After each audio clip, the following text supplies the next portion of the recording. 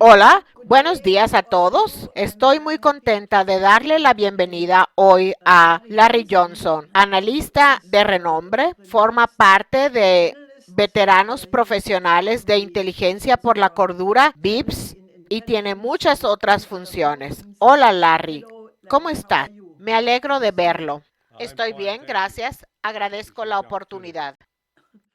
No podría haber elegido un momento más dramático que el de hoy, porque el mundo entero está en un estado de sorpresa, conmoción, desconcierto por lo que sucedió cuando el primer ministro Netanyahu llegó a Washington y dio una conferencia de prensa junto con el presidente Trump, porque todo el mundo se preguntaba si Trump presionaría al primer ministro Netanyahu para que continuara con la fase 2 del alto al fuego de Gaza y que continuara los acuerdos sobre los rehenes restantes y los demás acuerdos.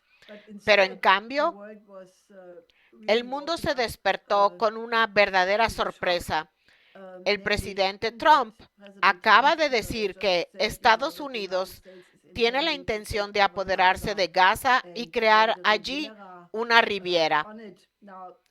Ahora, esto no me sorprendió del todo porque ya conocíamos este plan que fue publicado por primera vez por la oficina del primer ministro Netanyahu en mayo pasado, que incluye animaciones de cómo se supone que debe ser la franja de Gaza con rascacielos y edificios de lujo, etcétera.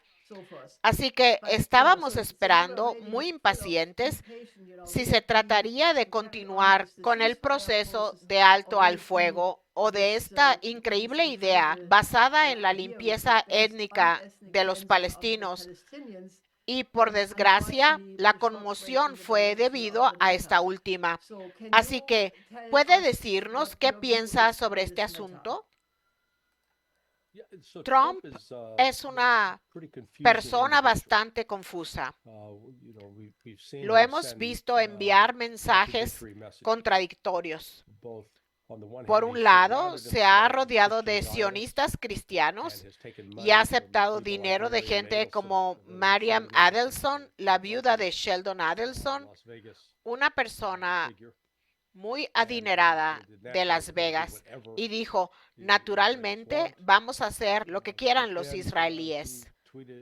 Pero luego publicó en su cuenta de redes sociales a Jeffrey Sachs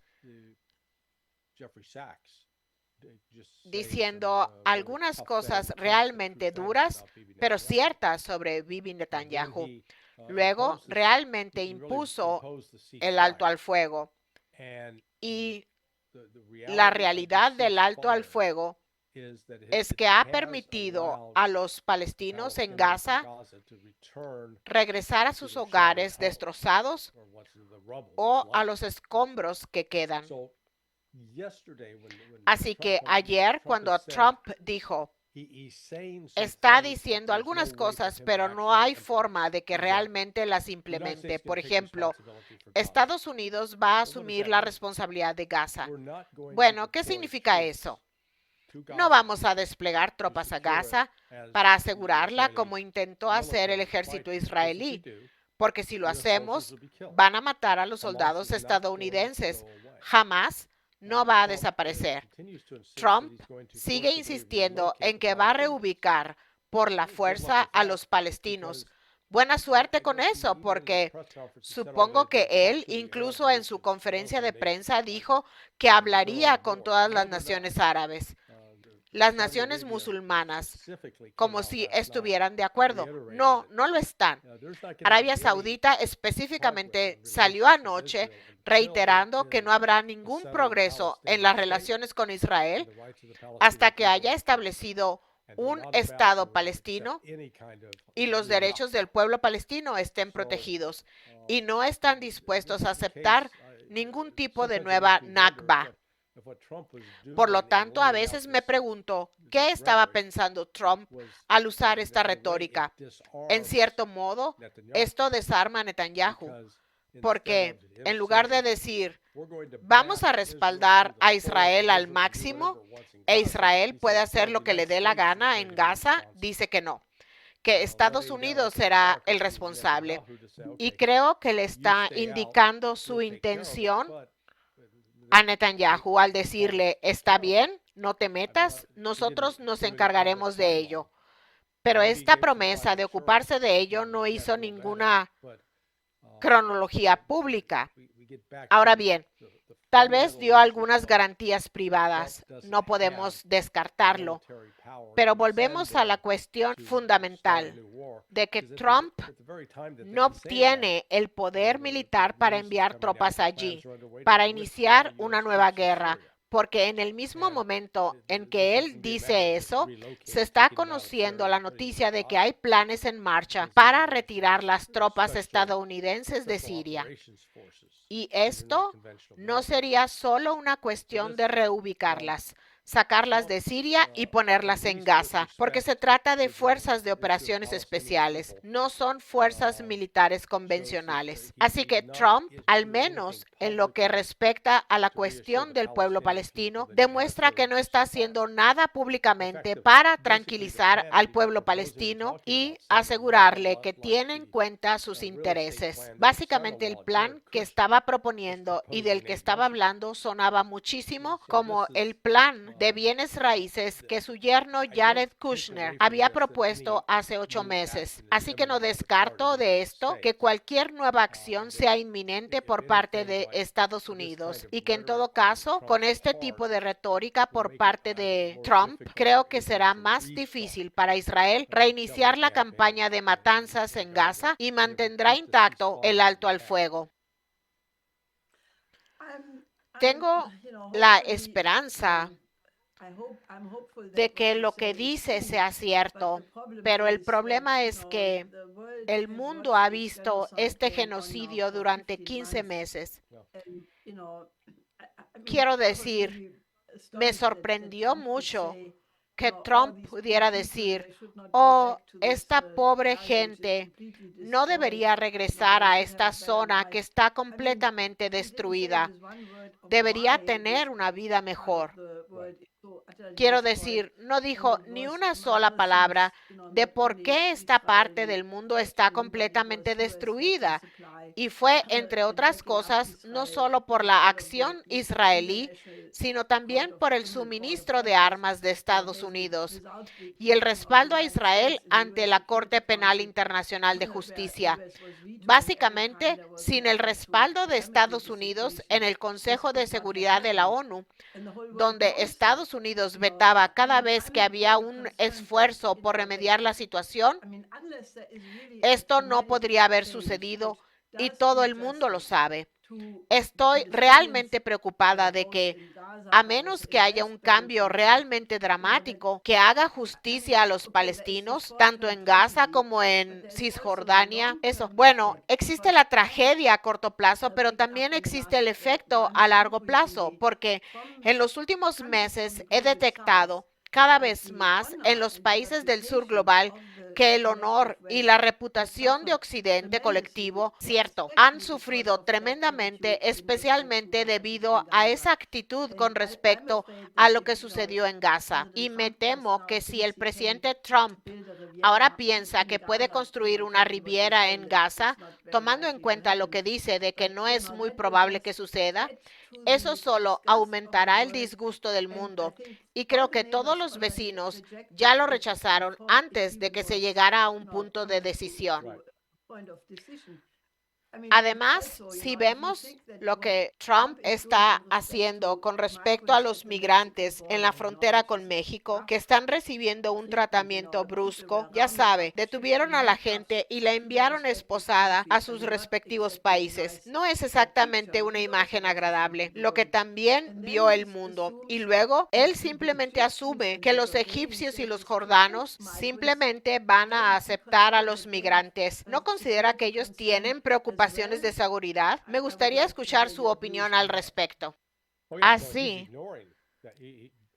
no, lo está ignorando. Me resulta difícil decir que lo ignora, pero creo que uno de los errores que cometen los críticos de Trump es que siempre intentan describirlo como estúpido y superficial. Y si es estúpido y superficial, él seguro que venció a toda la élite demócrata y fue elegido. Y mantuvo a raya a las fuerzas de seguridad estadounidenses en usar al Departamento de Justicia como arma política. Así que le doy crédito por no ser una especie de persona superficial e ignorante. Dicho esto, es un terrible orador público, en el sentido de que nunca habla realmente de su filosofía, su visión, con ningún tipo de... No demuestra intelecto en ese aspecto.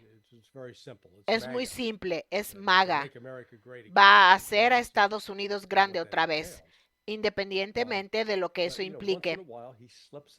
Pero de vez en cuando se le escapa la verdad, como hace una semana, cuando reconoció que Rusia tenía una queja legítima sobre la intrusión de la OTAN en sus fronteras, y admitiendo eso, si eso nos estuviera pasando a nosotros en Estados Unidos, ¿reaccionaríamos de la misma manera? Bueno, eso envía un buen mensaje a Rusia. Pero cuando se trata de la cuestión del pueblo palestino, creo que Trump está intelectualmente predispuesto a abrazar la visión sionista. Y sin embargo, aporta a ella, hay una especie de elemento de pragmatismo desde su punto de vista de, bueno, simplemente llevemos a esta gente a un lugar donde tendrán un buen lugar para vivir y entonces serán felices. Lo que demuestra que no entiende nada sobre el pueblo palestino, que no son una masa, un trozo de arcilla para ser moldeado como le parezca. Ha tenido una cultura muy rica y diversa, y todavía hay cristianos entre los palestinos. No es solo un movimiento musulmán, como a menudo se les presenta aquí en Occidente, en Estados Unidos. Así que Trump, lo que en última instancia lo impulsa, sin embargo, es que quiere ser querido y quiere hacer el gran negocio. En esa medida, también tenemos que mirar lo que dijo sobre Irán en el contexto de discutir sobre Israel. Trump fue firme en su postura de que Irán no tendrá un arma nuclear. Bueno, la realidad es que el ayatollah Ali Khamenei no ha dado permiso, no ha levantado la fatua para permitir la construcción de un arma nuclear en Irán. Ha resistido a hacer eso y luego resistió la presión interna para hacerlo. Y luego el acuerdo que se firmó el 17 de enero, el acuerdo de seguridad entre Rusia e Irán, ha hecho que la probabilidad de que Irán construya un arma nuclear sea aún más remota, porque Rusia ha prometido apoyar en los proyectos de energía nuclear, pero al mismo tiempo Rusia no está dispuesta a prestar su mano para permitir que Irán construya un arma nuclear.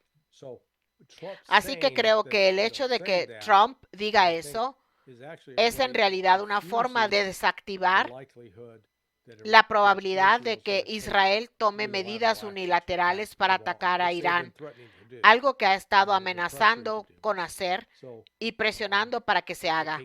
Por lo tanto, tomo la retórica de Trump sobre eso como una señal de que lo está diciendo en público. Sí, está bien, haremos algo si algo sucede, pero no hay evidencias.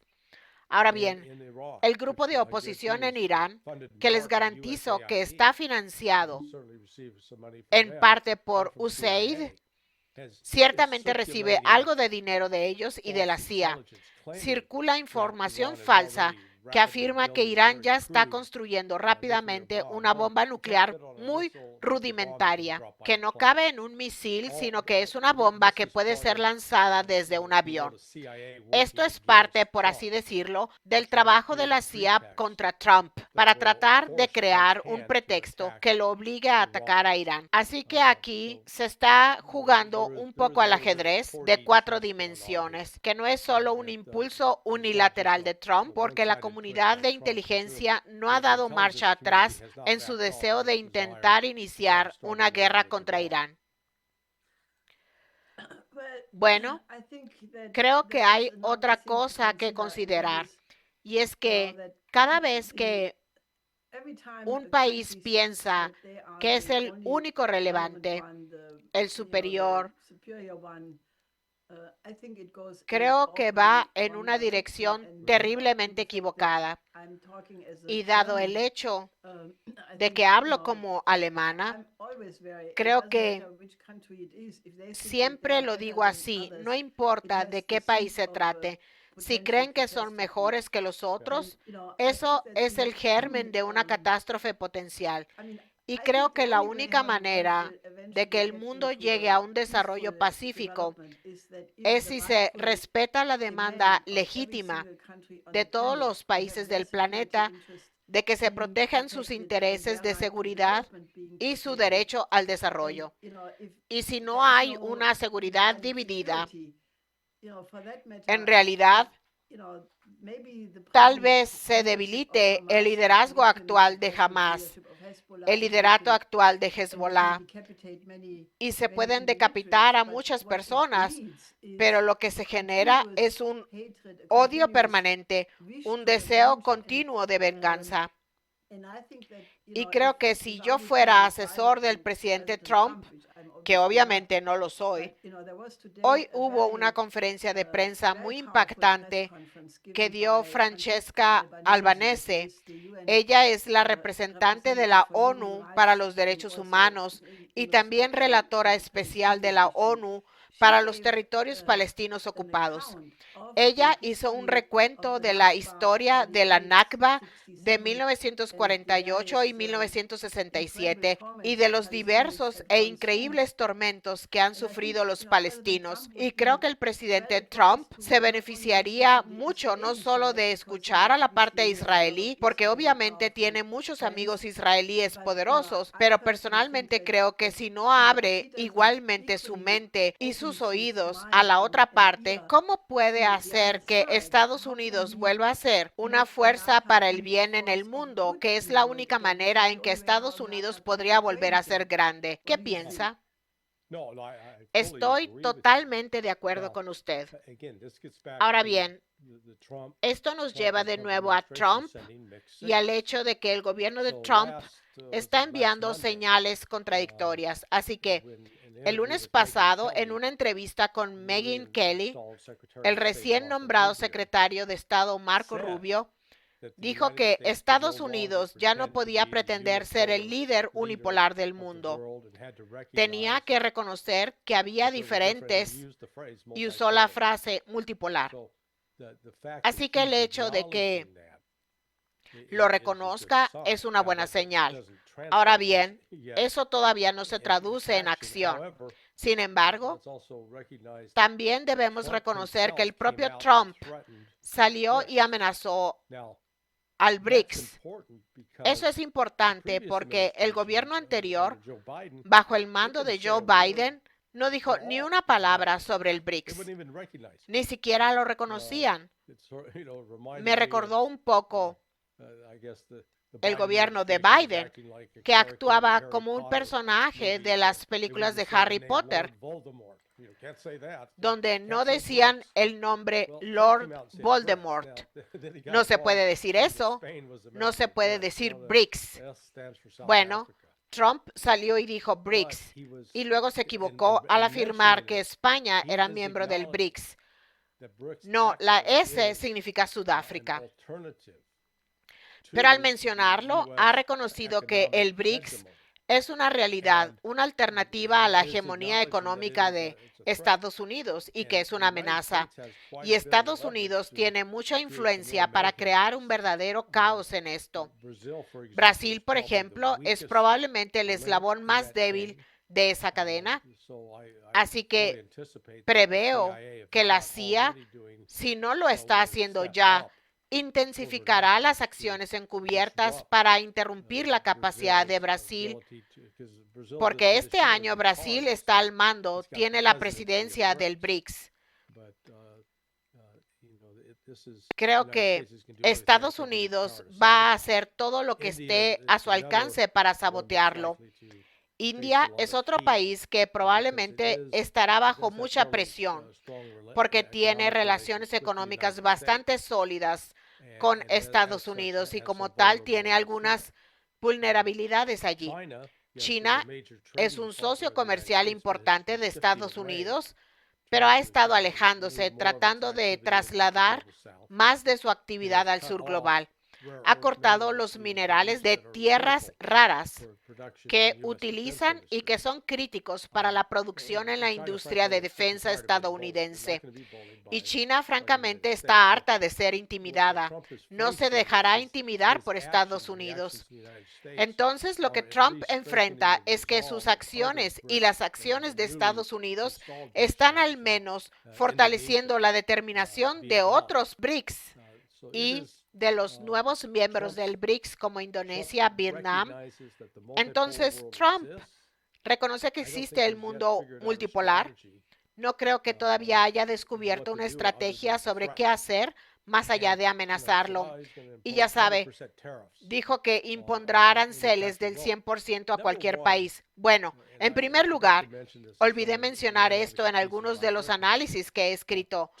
Trump no tiene poder como presidente para imponer aranceles unilateralmente.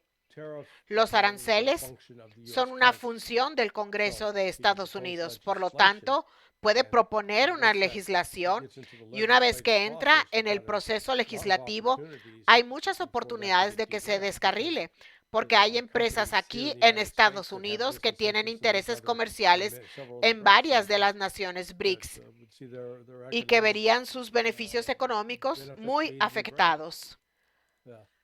El otro aspecto de esto es que la mayoría de las naciones del BRICS, las únicas que son grandes socios comerciales de Estados Unidos son China, India y Vietnam. El resto de ellas no es tan importante para Estados Unidos.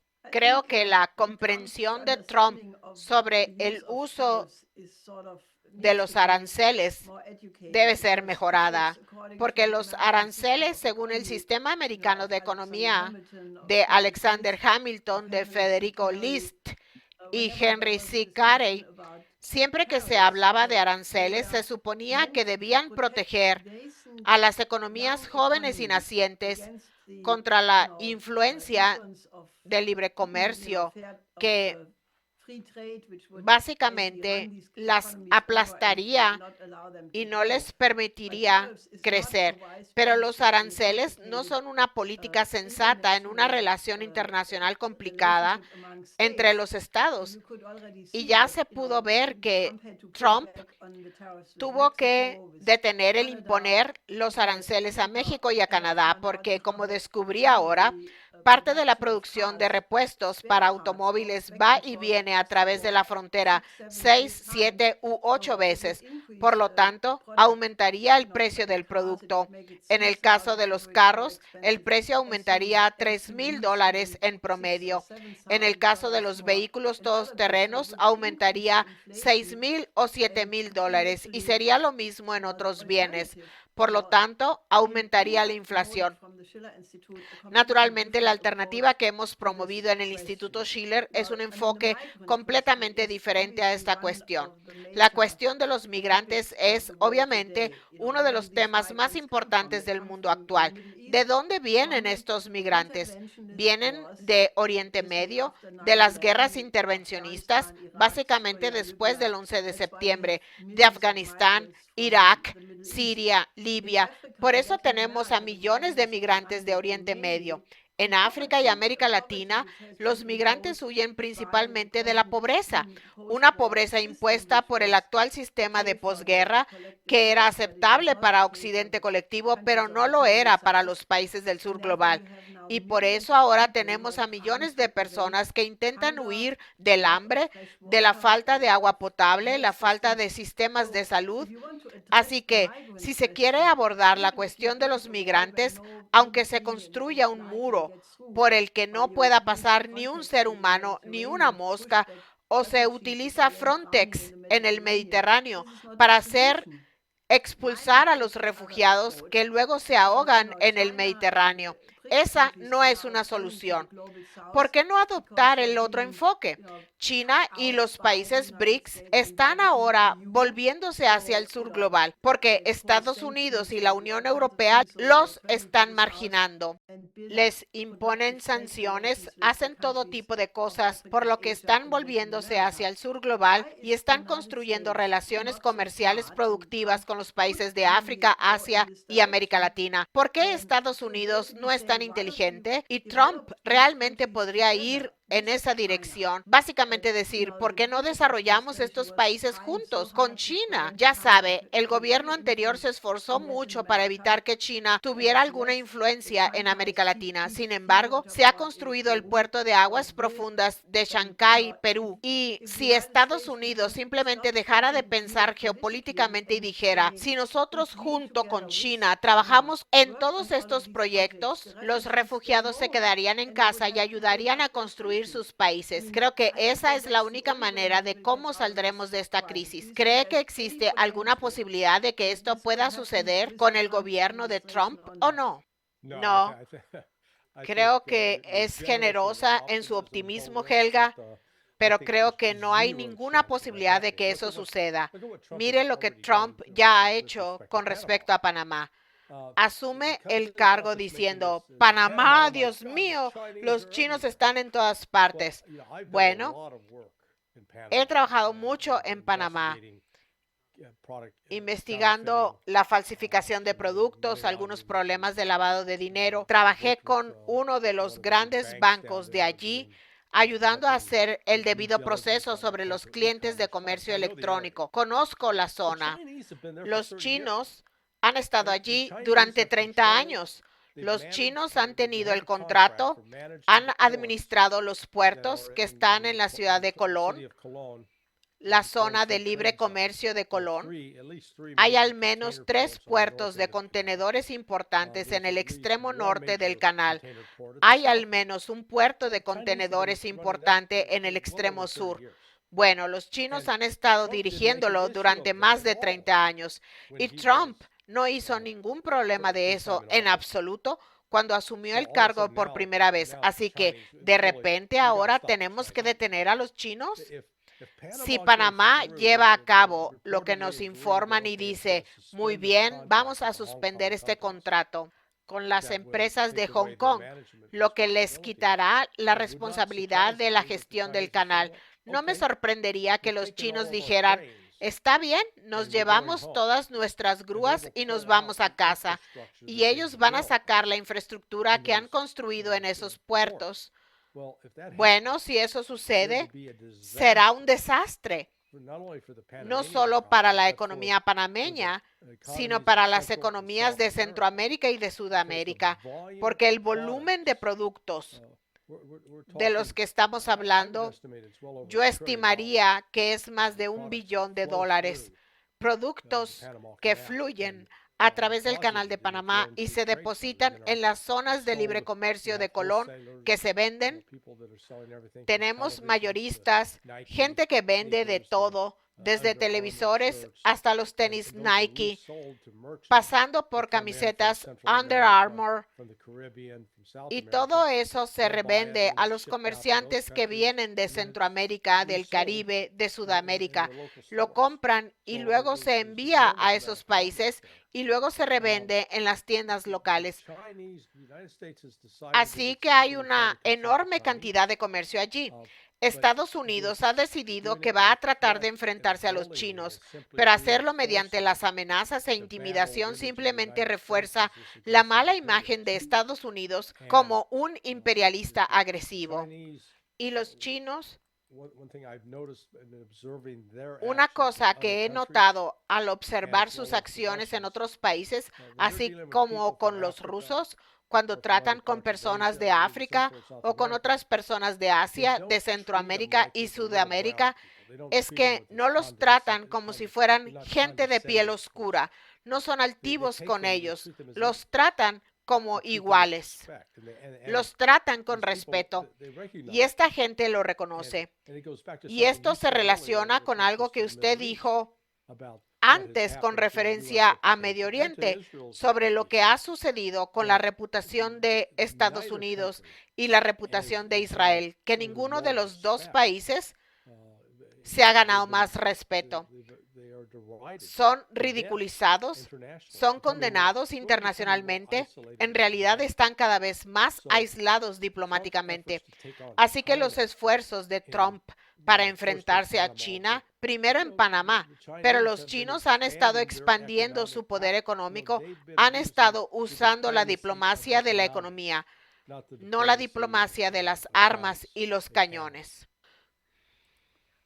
Bueno, creo que si uno mira objetivamente esta dinámica, los chinos durante mucho tiempo y los rusos antes de eso, ya sabe, los rusos apoyaron a los países del sur global en sus luchas por la independencia y muchos países tienen en muy alta estima el recuerdo de Rusia porque se sienten agradecidos por el apoyo de Rusia para su independencia. Ahora bien, en el periodo reciente, Rusia ha ofrecido la energía nuclear y muchos otros proyectos científicos. Los chinos, desde que pusieron la iniciativa de la Franja y la Ruta en la agenda hace 12 años, han ganado una enorme cantidad no solo de influencia, sino también de amistad. Muchos países de África o de Asia dicen que la palabra de Churchill, de que los países solo tienen intereses y no amigos, no es cierta, porque han experimentado la verdadera amistad. Porque, ¿qué es la amistad? Cuando se hace algo por el otro que ayuda a esa otra persona o país a prosperar o beneficiarse, esa es la raíz de la amistad. Lamentablemente, el esfuerzo de Estados Unidos por crear un mundo unipolar, o como dijo recientemente el contraalmirante Thomas Buchanan en una reunión con el CSIS, que Estados Unidos tienen incluso el derecho de hacer una guerra nuclear táctica preventiva para mantener esa hegemonía. Quiero decir, eso fue acompañado con la construcción de casi 1,000 bases en todo el mundo. Y los países en los que se construyeron esas bases, bueno, tenían ciertos beneficios por ser un recurso de seguridad para Estados Unidos. No significa que se estén construyendo esas economías. Es como el turismo. Es algo que beneficia a quien tiene la franquicia, pero no al país.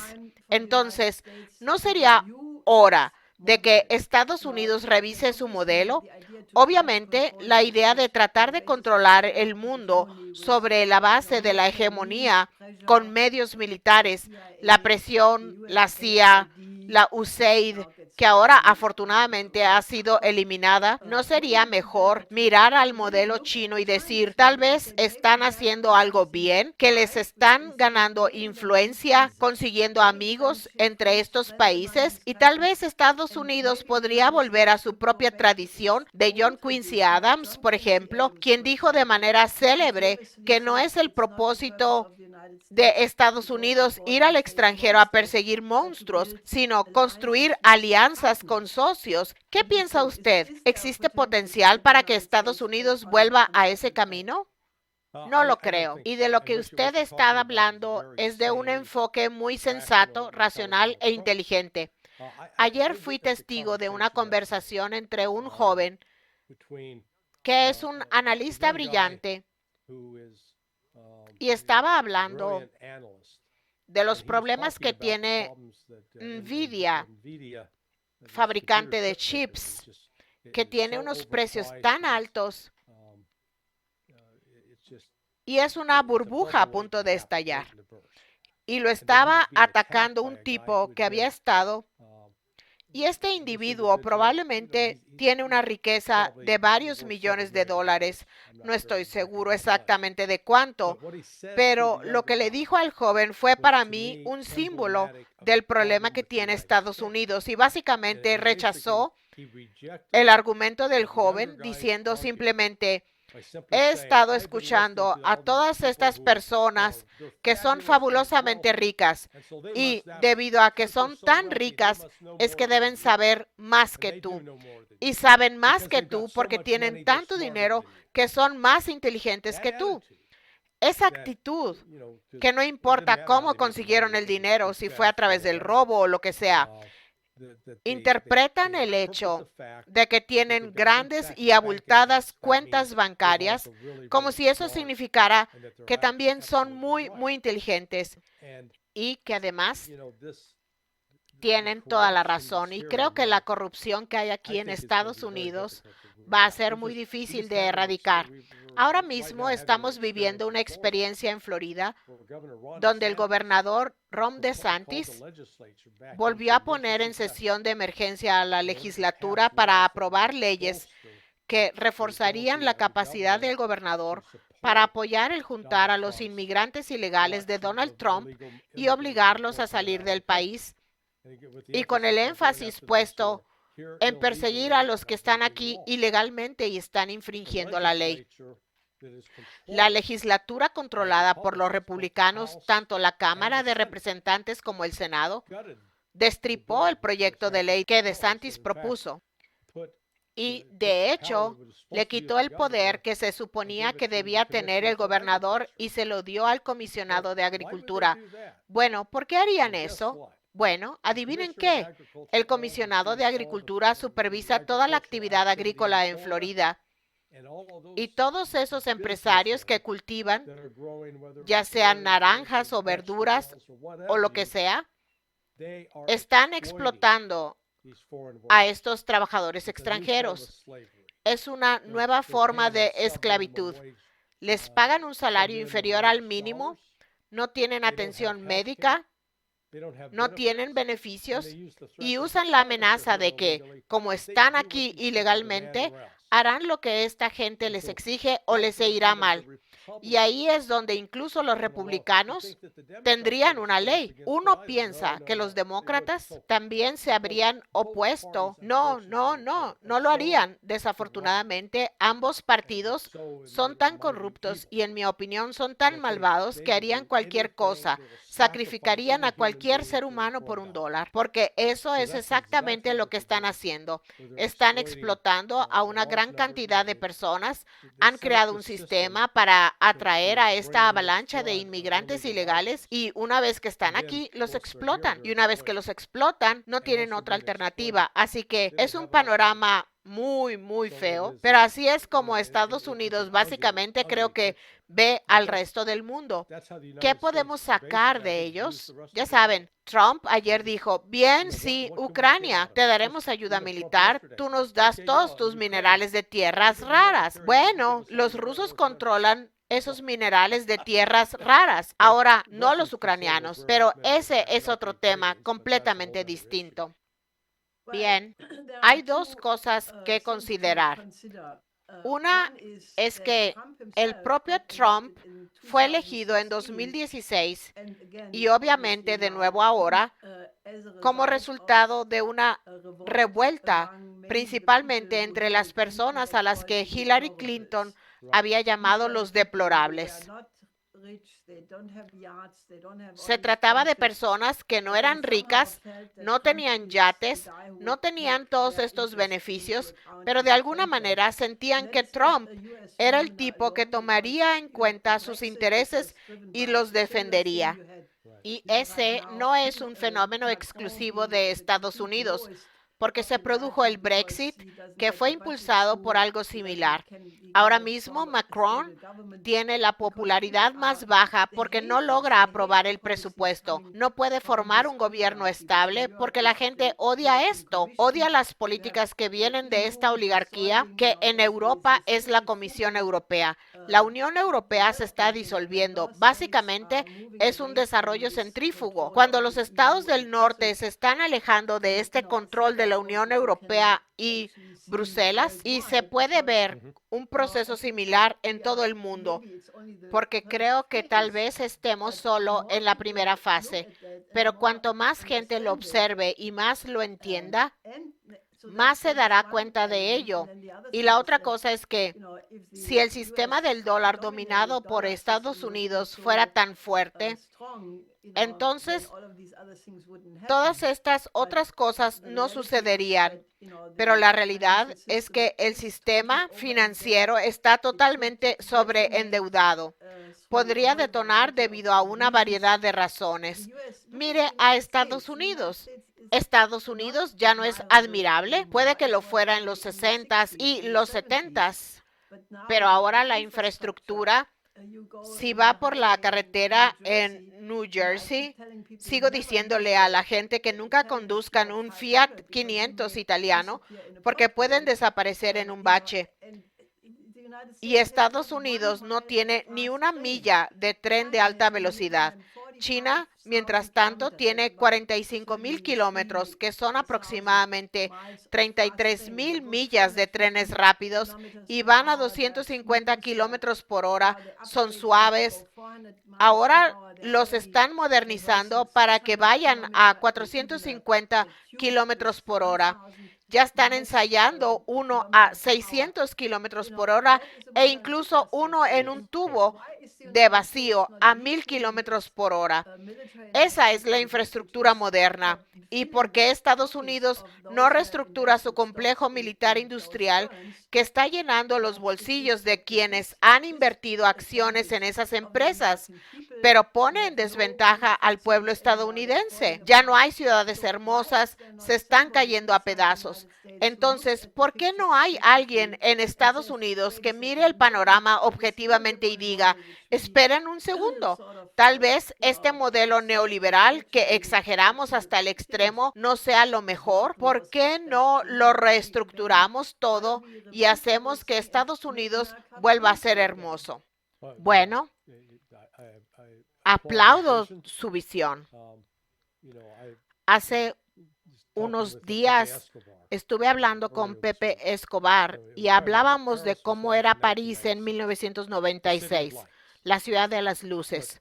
Pero hoy está un poco lúgubre y oscura.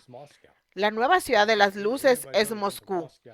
Si alguien ha estado en Moscú en diciembre o enero, en medio de la oscuridad del invierno, vaya, está resplandeciente de luz, es hermoso, es increíble. Y como bien señala, los avances tecnológicos de los chinos y los rusos, Estados Unidos los ignora por completo. Ni siquiera estamos en el mismo estadio. Usted y yo tenemos la edad suficiente para recordar dos empresas, Kodak y Polaroid. Y cualquiera que esté mirando y tenga 45 años o menos, probablemente no tenga ningún recuerdo de eso. Pero hubo un momento en la economía mundial en el que Kodak y Polaroid eran actores muy importantes porque fabricaban rollos de películas para fotografía y las usaban en las cámaras y la gente tenía que cargar el rollo. Esto fue antes de los teléfonos inteligentes, antes de que predominara la fotografía digital. ¿Qué les pasó? Desaparecieron. No se adaptaron a los cambios tecnológicos del ambiente y desaparecieron, murieron. Creo que, francamente, eso es hacia dónde se dirige Estados Unidos.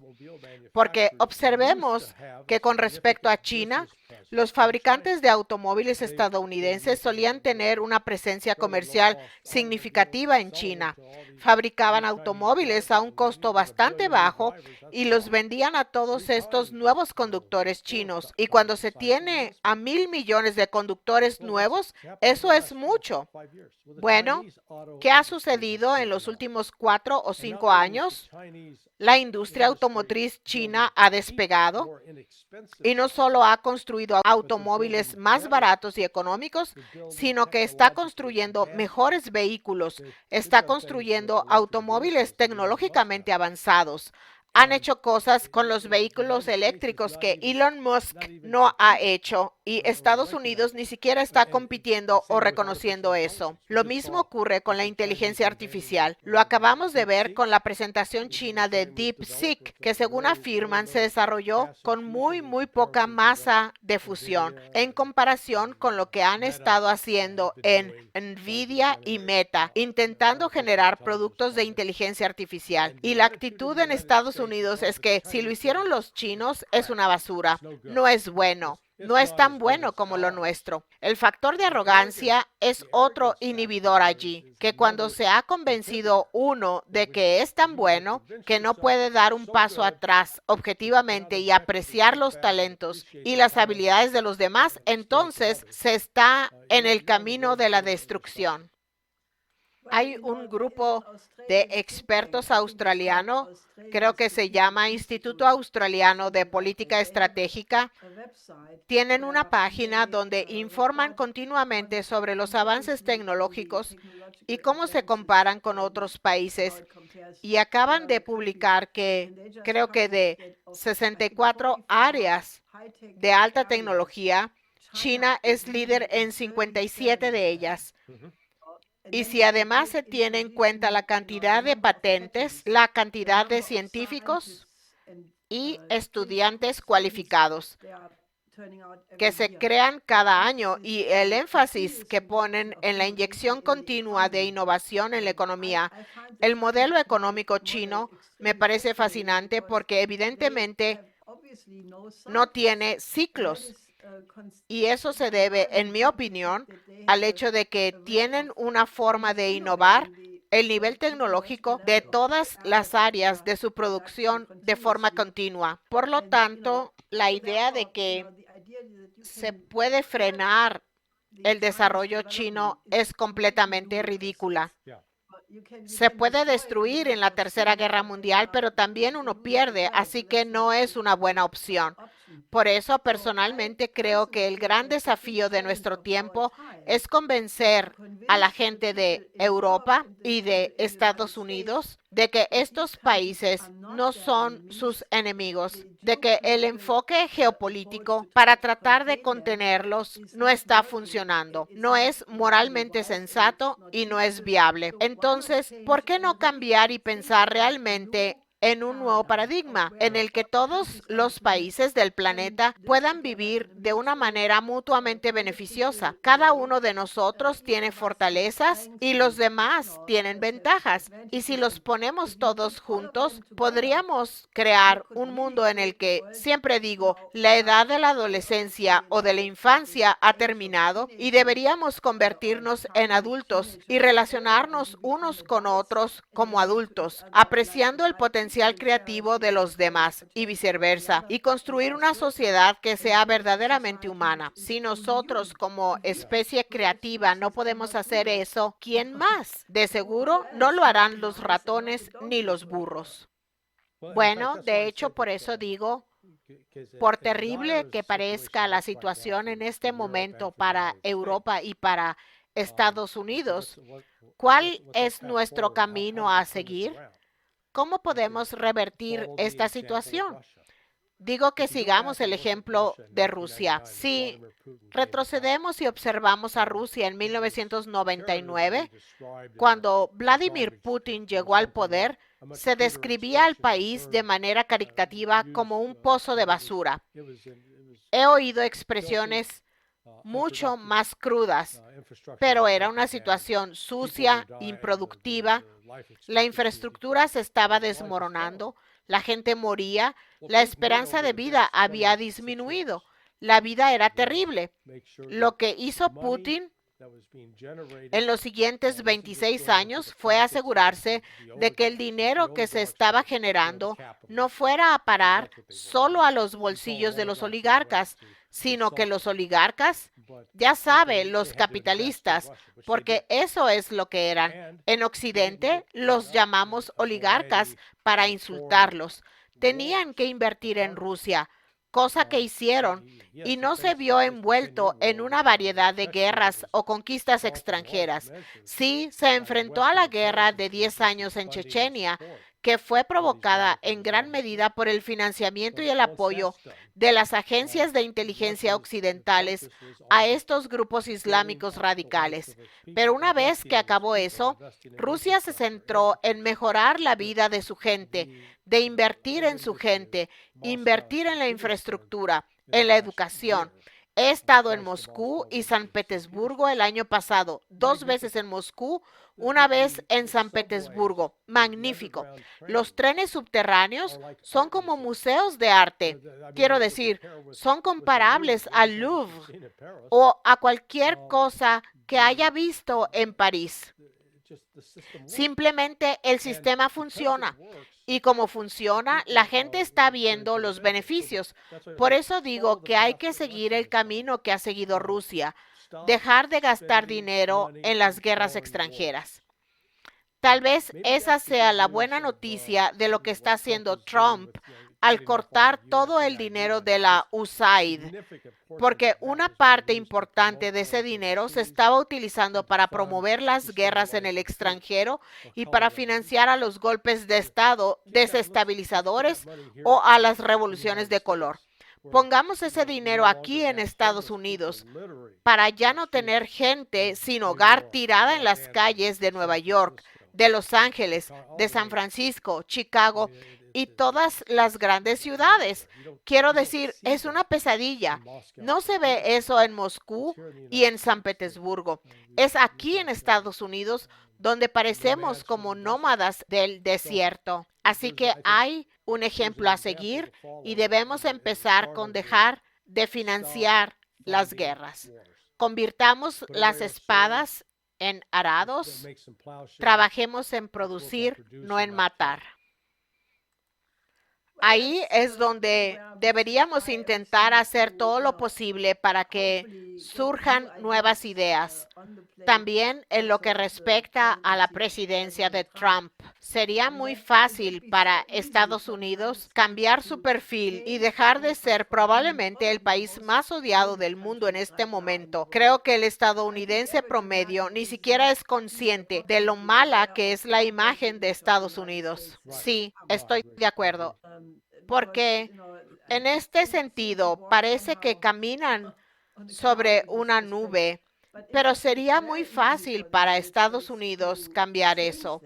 Realmente solo se necesitaría un verdadero liderazgo. Y tal vez la reunión entre el presidente Trump y Putin y Xi Jinping cree que eso podría ser un movimiento hacia un nuevo paradigma como resultado de estas cumbres. Bueno, sí, creo que en realidad va a ser una llamada de atención para Trump. Trump creo que está congelado en el tiempo de hace 7 años. Él piensa que Rusia y China son lo que eran hace 7 años y ya no lo son. Y piensa que todavía puede separarlas, enfrentándolas una a la otra. No puede. Una vez que llegue a esa conclusión, él es un negociador lo suficientemente inteligente como para reconocer que si pensaba que tenía un montón de ases en la mano y esos ases ya no valen nada, tendrá que cambiar el juego. Y cambiar el juego significa que ahora tiene que tratar con Rusia y China como un todo, como iguales, no como inferiores a los que hay que darles órdenes. Lamentablemente se nos está acabando el tiempo.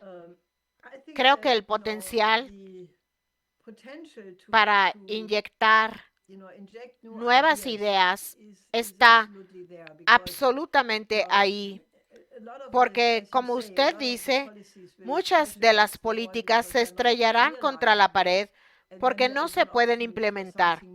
Y entonces existe la opción de algo nuevo. Nosotros en el Instituto Schiller seguimos impulsando el Plan Oasis, que ahora mismo está siendo considerado por fuerzas muy importantes de Oriente Medio, que básicamente ven el desarrollo económico conjunto de toda la región, desde India hasta el Mediterráneo, desde el Cáucaso hasta el Golfo Pérsico, como una sola región, y que esa es la única manera de avanzar.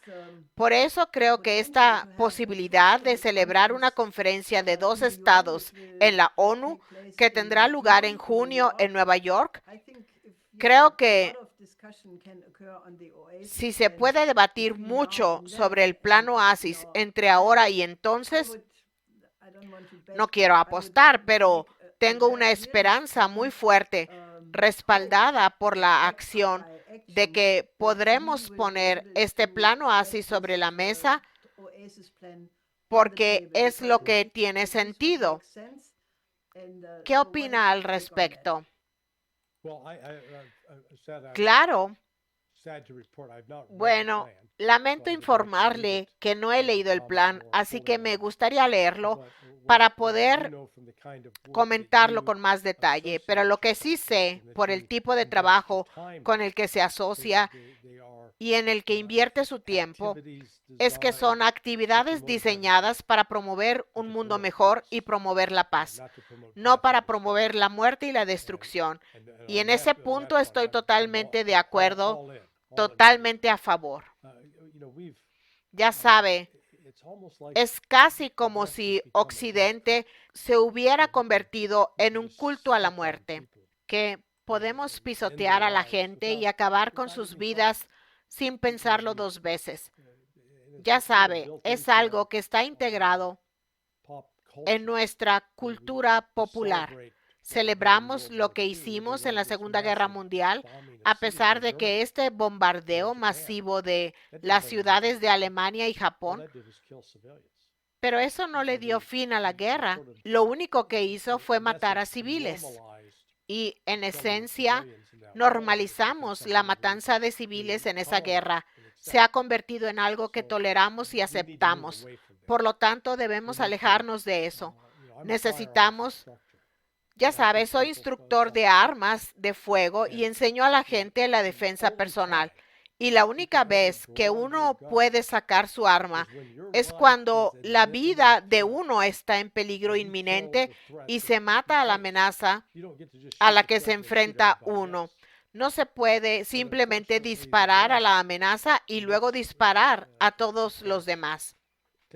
Pero lamentablemente Occidente en su enfoque tiende a matar a todos y luego decidiremos quién fue bueno y quién fue malo después del hecho. Eso tiene que terminar. De hecho, esa es una de las cosas desconcertantes que vuelven loco a Occidente con respecto a Rusia, porque el ejército de Putin ha sido muy, muy cuidadoso en evitar las bajas civiles, en no matar civiles. Y si comparamos eso con lo que Israel, los sionistas, han hecho a los palestinos, la matanza, ahora mismo la cifra oficial es de 61,000 y hay otros cálculos de que una vez que descubramos todos los cuerpos bajo los escombros, será de más de 120,000. Pero eso dice algo sobre si se valora la vida humana. Y sé que lo que defiende el Instituto Schiller es el valor de la vida humana.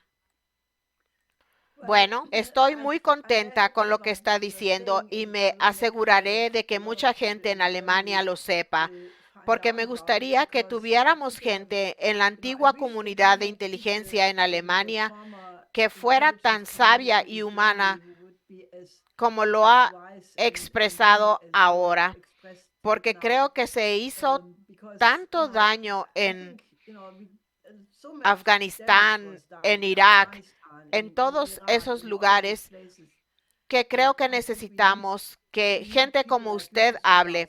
Así que se lo agradezco mucho que me haya dedicado tiempo y creo que fue una visión muy útil de un estadounidense patriota, también para que la gente en Europa se entere de que existen. Espero poder volver a tener la oportunidad de hablar con usted en el futuro.